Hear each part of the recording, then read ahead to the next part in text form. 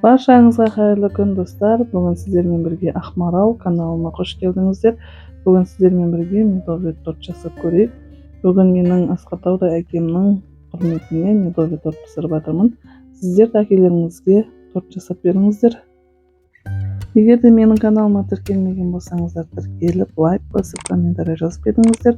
Рецептің бәрін видеоның астына қалдырамын.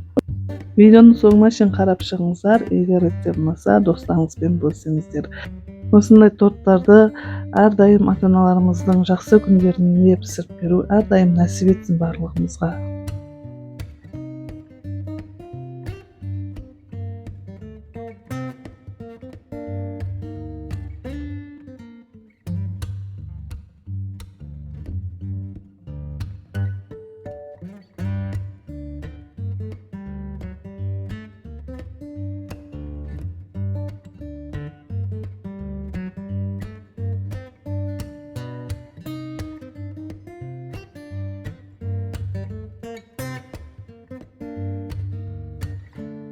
Енді торттың кремін жасаймыз. Бізге керек 1 литр сүт, 1 пиала шекер, 2 қасық ұн салып, жақсылап қою болғанша газдың бетіне қойып қайнатып пісіріп аламыз.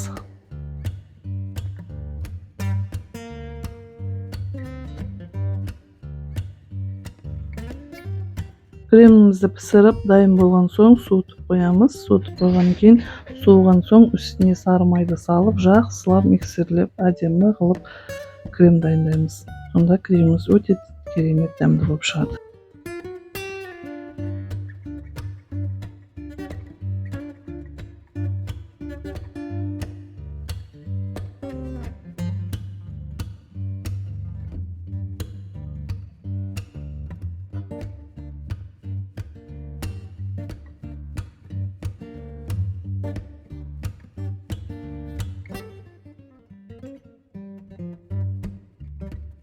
Видеоны соңына шейін қарап шыққандарыңызға рахмет. Барлықтарыңызға ас болсын. Рецепт ұнаса достарыңызбен бөлісіп, комментарий жазып кетіңіздер. Егер тіркелмеген болсаңыздар, тіркеліп кетіңіздер.